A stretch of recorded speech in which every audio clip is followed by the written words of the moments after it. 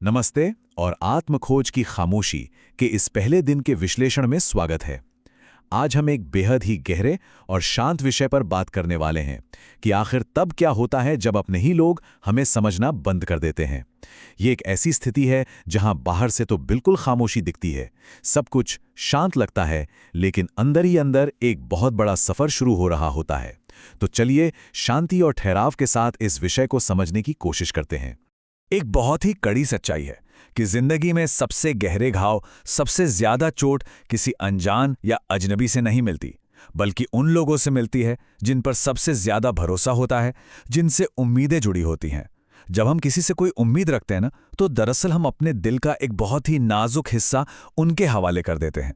और जब वही उम्मीद टूटती है तो दर्द का एहसास अनजान लोगों के दिए दुख से कई कई गुना ज्यादा गहरा होता है। ये पूरा खेल ही दरअसल उम्मीदों का है। पहला भाग, उम्मीदों का बोझ। आखिर ऐसा क्यों होता है कि अपनों का दिया दर्द इतना बड़ा लगता है? ये पूरी तरह से उम्मीदों के बोझ पर निर्भर करता है। यहां दो स्थितियों के बीच का अंतर बिल्कुल साफ है। एक तरफ अजनबी होते हैं, उनसे कोई आशा, कोई उम्मीद जुड़ी नहीं होती, तो उनकी किसी बात की ठेस बस सतह तक रहती है और बहुत जल्दी मिट जाती है। लेकिन दूसरी तरफ होते हैं अपने, उनसे उम्मीदें बहुत गहरी होती हैं और इसीलिए वहां से मिलने वाला दर्द सीधे भीतर तक उतर जाता है। जहां उम्मीद की जड़ें जितनी गहरी होंगी, उनके उखड़ने का झटका, उसका दर्द भी उतना ही ज्यादा होगा। दूसरा भाग, जब भावनाएं ड्रामा बन जाएं। इस आंतरिक सफर में सबसे ज्यादा तकलीफ तब होती है जब सच्ची भावनाओं को पूरी तरह से गलत समझ लिया जाए। सोचिए, कोई सच में रो रहा है, आहत है, और उसके अपनों ने ही उसकी तकलीफ को सिर्फ एक ड्रामा कहकर पूरी तरह से खारिज कर दिया। एक तो पहले ही चोट लगी है और ऊपर से उस चोट को सिर्फ एक दिखावा बताना, ये घाव पर नमक छिड़कने जैसा है। ऐसा होने पर भीतर एक अजीब सा शांत सा बदलाव आने लगता है। जब लगता है कि अपने ही जज्बात नहीं समझ रहे हैं, तो शब्द धीरे धीरे खत्म होने लगते हैं। इंसान को लगने लगता है कि अब कुछ भी बोलने या समझाने का कोई फायदा ही नहीं बचा है। तीसरा भाग, खामोशी की ओर कदम। जब किसी की भावनाओं को बार बार नकारा जाता है ना, तो एक बहुत ही स्वाभाविक सी प्रतिक्रिया होती है। ये खामोशी का सफर मुख्य रूप से 3 कड़ियों में आगे बढ़ता है। पहली कड़ी, अपनों पर पूरा भरोसा और उम्मीद रखना। फिर दूसरी कड़ी आती है जब वही अपने उन सच्ची भावनाओं को महज एक ड्रामा बोल देते हैं। और फिर आती है तीसरी और सबसे अहम कड़ी, पूरी तरह से निराश होकर भीतर ही भीतर चुप हो जाना। बार बार ठहराया गया धोखा और दर्द एक आंतरिक खामोशी की सुरक्षित जगह में बदल जाता है। यह खामोशी कोई गुस्सा या नाराजगी नहीं है, ये तो अपनी आत्मा को और ज्यादा चोट लगने से बचाने का एक कवच है, बिल्कुल किसी कछुए के खोल जैसा सुरक्षा कवच। चौथा भाग, भीतर का सफर।